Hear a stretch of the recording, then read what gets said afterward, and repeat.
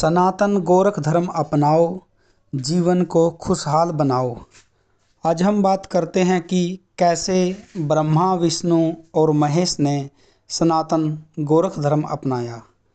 जब सृष्टि की रचना हुई, सृष्टि की रचना के बाद तीनों महादेव, ब्रह्मा जी जो सृष्टि की रचना करने वाले हैं, विष्णु जी जो सृष्टि के पालन करता हैं और भगवान शंकर जो संहार करता हैं, तीनों में बड़प्पन का युद्ध शुरू हो जाता है। ब्रह्मा जी कहते हैं कि मैं इस सृष्टि के अंदर सबसे बड़ा और सबसे शक्तिशाली हूँ, और क्योंकि मैंने इस सृष्टि की रचना की है। विष्णु जी कहते हैं कि मेरा पद सबसे बड़ा होना चाहिए क्योंकि मैं इस सृष्टि का पालन करता हूँ। और भगवान शंकर कहने लगे कि मैं इस सृष्टि का संहार करता हूँ, इसीलिए मेरा पद सबसे बड़ा होना चाहिए। तो इस बड़प्पन की बात को लेकर तीनों महादेवों में युद्ध शुरू हो जाता है। उसके बाद निराकार शक्ति, ईश्वरीय शक्ति, आकाश तत्व भगवान बाबा गोरखनाथ जी के रूप में धरती पर प्रकट होते हैं और एक अंडे बेचने वाले का रूप धारण करते हैं और एक ऐसा प्राणी जिसे गधा कहा जाता है ऐसा बनाते हैं कि उसकी आँख कहीं, नाक कहीं और उसकी पूँछ आगे लगा देते हैं, एक कान पीछे लगा देते हैं। इस प्रकार का विचित्र जानवर बना करके उस पर अंडे की टोकरी रख के आवाज़ लगाते हैं कि अंडे ले लो अंडे, अंडे ले लो अंडे। इस प्रकार की आवाज़ लगाना शुरू कर देते हैं। उधर ब्रह्मा, विष्णु और महेश आपस में युद्ध करना शुरू कर देते हैं। ब्रह्मा जी ब्रह्मास्त्र निकालते हैं और विष्णु जी विष्णु सुदर्शन चक्र और भगवान शंकर शिवास्त्र। तो इस प्रकार बाबा गोरखनाथ जी उनके पास जाते हैं और कहते हैं कि आप मेरे अंडे खरीद लो, मैं अंडे बेचने वाला हूँ। तो जैसे ही वो आवाज़ लगाते हैं कि अंडे ले लो अंडे, तो उधर से उन तीनों का ध्यान बाबा गोरखनाथ पर पड़ता है। वो कहते हैं कि हम इस सृष्टि के मालिक हैं, सृष्टि की रचना करने वाले हैं। और ब्रह्मा जी कहते हैं कि मैंने रचना की है, विष्णु जी कहते हैं मैं पालन करता हूँ, और भगवान शंकर कहते हैं कि मैं संहार करता हूँ। आप कौन हो? हमारे तीन महादेवों के बिना कोई भी व्यक्ति हमारे पास नहीं आ सकता, हमारी इच्छा के बिना, और हमारी इच्छा नहीं है कि आप हमारे पास आए, तो आप कैसे आए? आप कौन हो?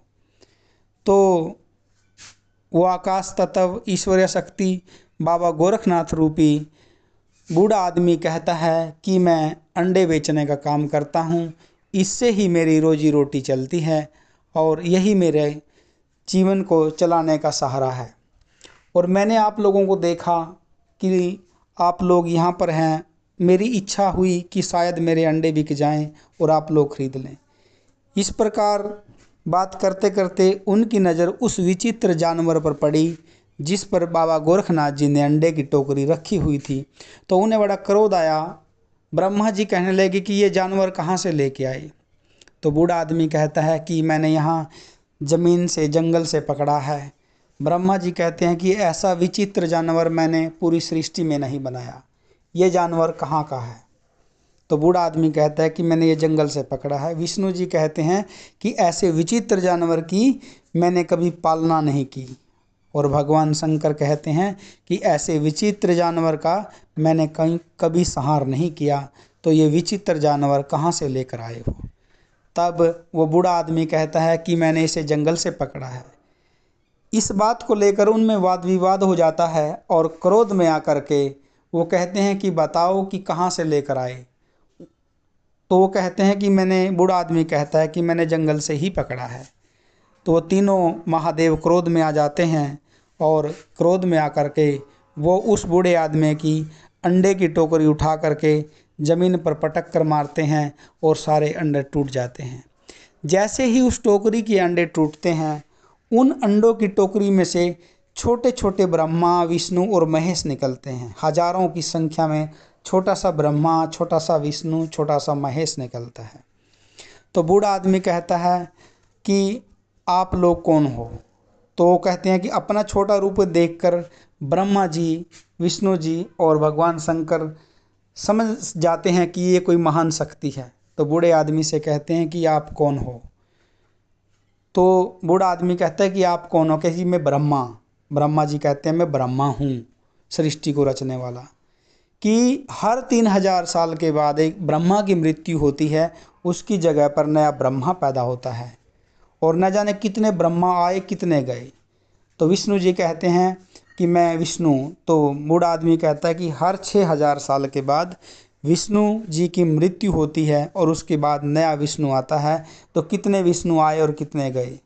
तो उसके बाद भगवान शंकर की बारी आती है, तो कहते हैं कि मैं भगवान शंकर। तो बूढ़ा आदमी कहता है कि हर 12000 साल के बाद शिव का शंकर की मृत्यु होती है, उसके बाद नया शंकर पैदा होता है जो कि संहार करता है। तो इस प्रकार से वो अपने छोटे रूप को देखकर और बाबा गोरखनाथ जी की शक्ति को देखकर बाबा गोरखनाथ जी के चरणों में नतमस्तक होते हैं और कहते हैं कि हमें अहंकार हो गया था कि हम ही सृष्टि के मालिक हैं, हम ही इस सृष्टि को चलाने वाले हैं और ये सृष्टि हमसे ही चलती है। हम ही इस सृष्टि को बनाने वाले, पालना करने वाले और मिटाने वाले हैं। लेकिन आज उस ईश्वरीय शक्ति के रूप में आपने आकर के हमारी आंखें खोल दी कि कोई अदृश्य शक्ति आकाश तथा इस सृष्टि को चला रहा है। ब्रह्मा विष्णु महेश से भी कोई ऊपर शक्ति बैठी हुई है जो इस पूरे ब्रह्मांड की सृष्टि को चला रही है।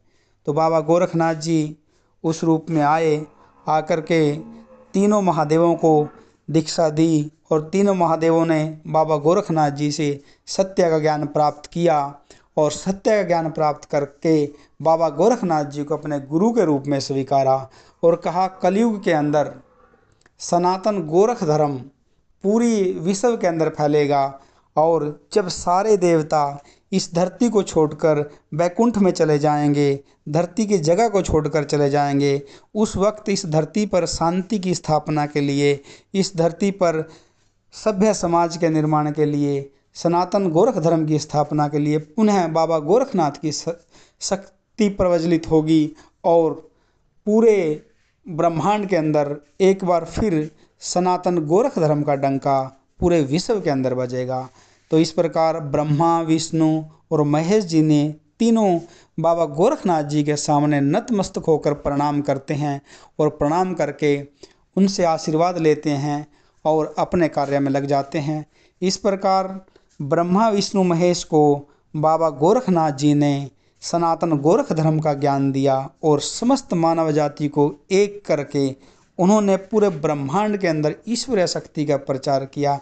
तो जो भी व्यक्ति बाबा गोरखनाथ जी के सनातन गोरख धर्म के साथ जुड़ना चाहता है वो www.sanatangorkhdharm.com की वेबसाइट पर रजिस्टर करके अपने को जुड़ सकता है और बाबा गोरखनाथ जी की विचारधारा के बारे में सृष्टि, धर्म, भक्ति, तप, ज्ञान, वैराग्य की विचारधारा को जानने के लिए और उनका सही ज्ञान प्राप्त करने के लिए सनातन गोरख धर्म अपनाए, क्योंकि पाखंड और अंधविश्वास से रहित एक ही ऐसा धर्म है जो पूरी सृष्टि को, पूरी मानव जाति को एक परिवार समझता है, एक परिवार के रूप में काम करता है, वो है सनातन गोरख धर्म। तो अपने जीवन का कीमती समय व्यर्थ ना करें, उस आकाश तत्व ईश्वरीय शक्ति के साथ जुड़ें और आज और अब ही सनातन गोरख धर्म अपनाएं, बाबा गोरखनाथ की विचारधारा से जुड़ें। जय बाबा गोरखनाथ, जय सनातन गोरख धर्म।